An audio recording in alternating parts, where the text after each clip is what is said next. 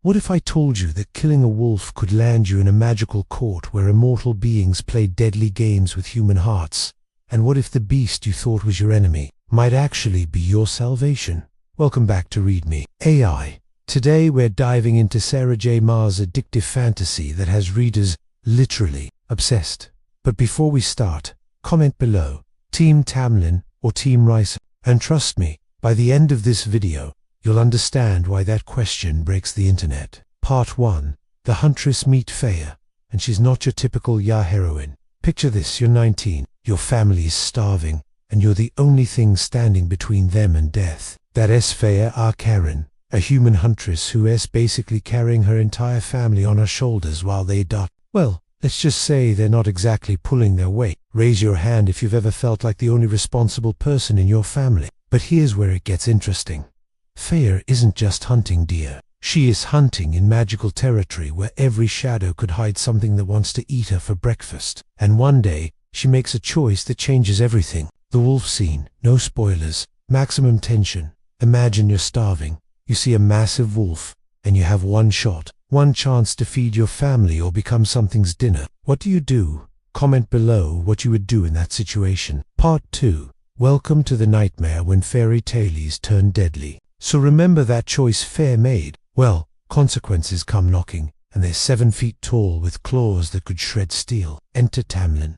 And guys, this is where we need to talk about how Sarah J. Maas takes everything you think you know about Beauty and the Beast and throws it out the window. Visual cue. This isn't Disney, people. Feyre gets dragged into the spring court, and here's where things get wild. Magic that could kill you if you look at it wrong. Immortal beings who play politics like it's a blood sport. A curse that's slowly destroying everything beautiful.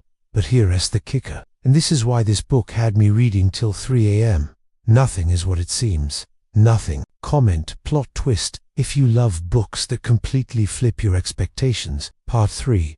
The love triangle that broke the internet. Okay, let's talk about that love triangle. I need everyone to sit down for this because we're about to discuss one of the most controversial love triangles in fantasy literature. And I'm not exaggerating when I say this has split the fandom into actual wars. Tamlin, the protector gorgeous, check, double check, wants to keep Feyre safe. Absolutely. But here's the question that will haunt you.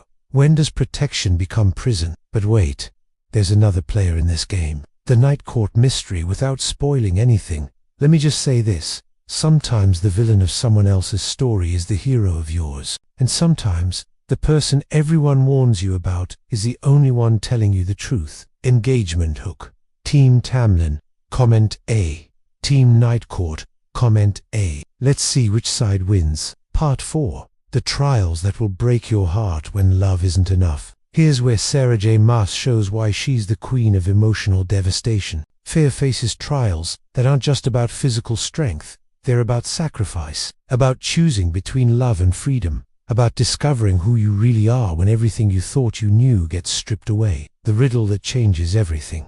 Without spoiling it, there's a riddle in this book that will have you screaming at your pages. It's the kind of puzzle that seems impossible until suddenly, it's not, and when Feyre figures it out. Guys, I literally threw my book across the room. Anyone else physically react to plot twists? Tell me your most dramatic book reaction in the comments. The sacrifice. What would you give up for love? Your freedom, your humanity, your life. Feyre faces this choice, and her answer will either save everyone she cares about ...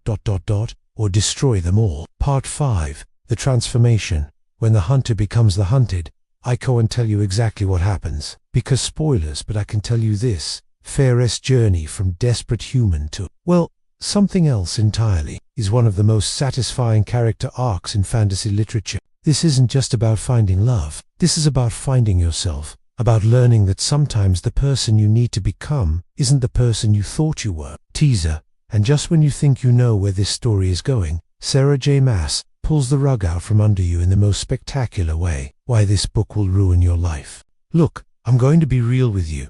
This book is addictive. Like, cancel your plans, ignore responsibilities, read until yours hurt addictive. Here's why. The romance. It's not just insta-love. It's complicated, messy, and real. The world building. Every court has secrets that will blow your mind. The plot twists. just when you think you've figured it out. Nope, the characters, flawed, complex, and utterly human, despite being immortal. But here's my warning.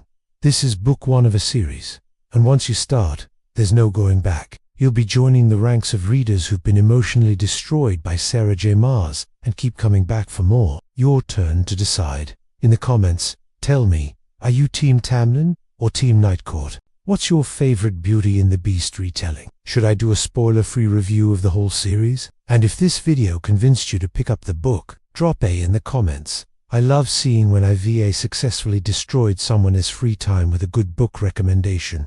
Do you unforget to like this video? If it helped you decide whether to dive into the Spring Court, subscribe for more fantasy book content and ring that notification bell, because trust me, once you read this book, you're going to want to discuss it with someone. Final hook. And remember, in the Night Court, nothing is as it seems, but that's a story for another video.